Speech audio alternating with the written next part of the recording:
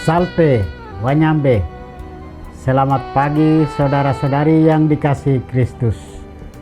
Mari kita mengawali hari baru dengan mendengarkan firman Tuhan yang diambil dari Injil Markus pasal 2 ayat 18 sampai dengan 22. Tuhan bersamamu. Inilah Injil suci menurut Markus. Waktu itu murid-murid Yohanes dan orang-orang Farisi sedang berpuasa. Pada suatu hari datanglah orang-orang kepada Yesus dan berkata, "Murid-murid Yohanes dan murid-murid orang Farisi berpuasa. Mengapa murid-muridmu tidak?" Jawab Yesus kepada mereka, "Dapatkah sahabat-sahabat pengantin pria berpuasa selagi pengantin itu bersama mereka? Selama pengantin itu ada bersama mereka, mereka tidak dapat berpuasa.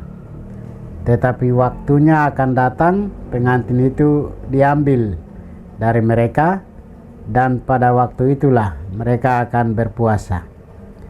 Tidak seorang pun menambalkan secarcik kain yang belum susut pada baju yang sudah tua. Karena jika demikian, kain penambal itu akan mencabiknya, yang baru mencabik yang tua, sehingga makin besarlah koyaknya. Demikian juga, tak seorang pun mengisikan air anggur baru ke dalam kantong kulit yang sudah tua. Karena jika demikian, anggur tersebut akan mengoyahkan kantong itu, sehingga baik anggur maupun kantongnya akan terbuang.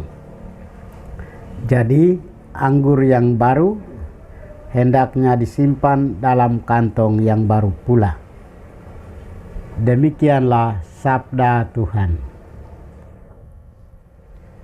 Saudara-saudari yang dikasihi Kristus, tema kita hari ini adalah Yesus Kristus, Imam Agung Allah yang taat.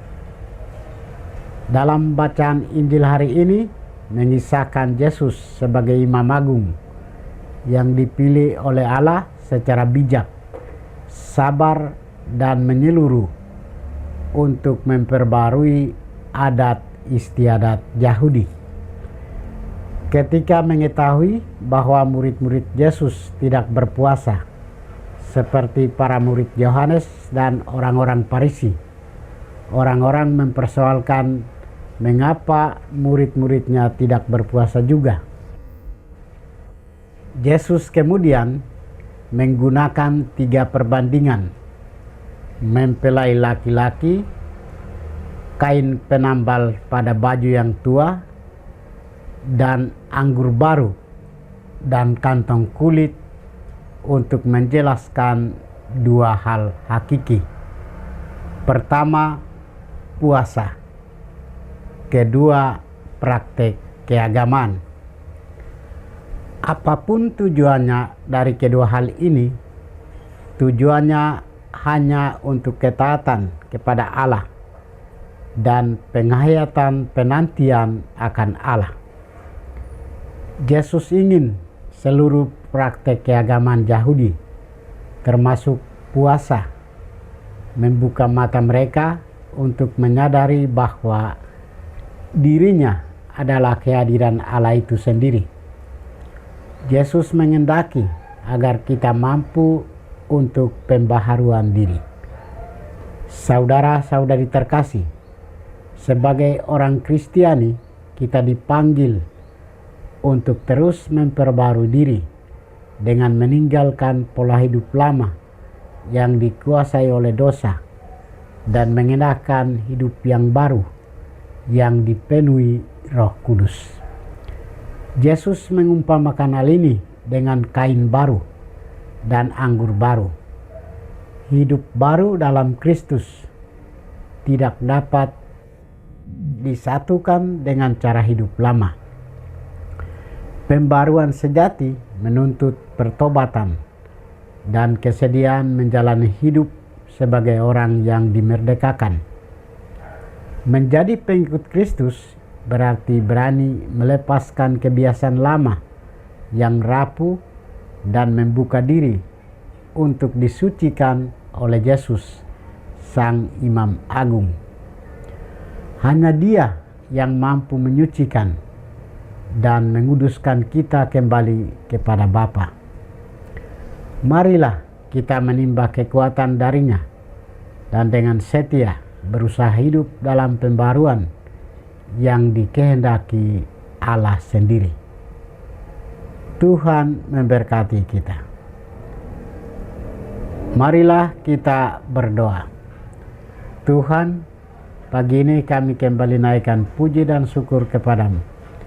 Terima kasih karena Engkau sudah menjaga kami saat kami tidur maupun bangun. Terima kasih untuk udara sejuk dan segar pagi ini. Kami mohon, bukalah mata hati kami, agar kami mampu memandang kemurahan dan karya-Mu. Rahmatilah kami dengan kuasa Roh-Mu, agar kami mampu untuk bertobat dan memuji serta memuliakan-Mu melalui pekerjaan dan pelayanan kami hari ini. Kristus terang dunia, berkatilah keluarga kami. Jadikanlah kami alat kasih-Mu dan pantaskanlah kami menjadi hamba-Mu yang setia. Demi Kristus Tuhan dan pengantara kami. Tuhan bersamamu. Semoga kita sekalian, orang-orang yang kita kasih dan doakan, seluruh aktivitas kita hari ini dibimbing, dilindungi, dan diberkati oleh berkat Allah yang Maha Kuasa, Bapa dan Putra dan Roh Kudus. Amin.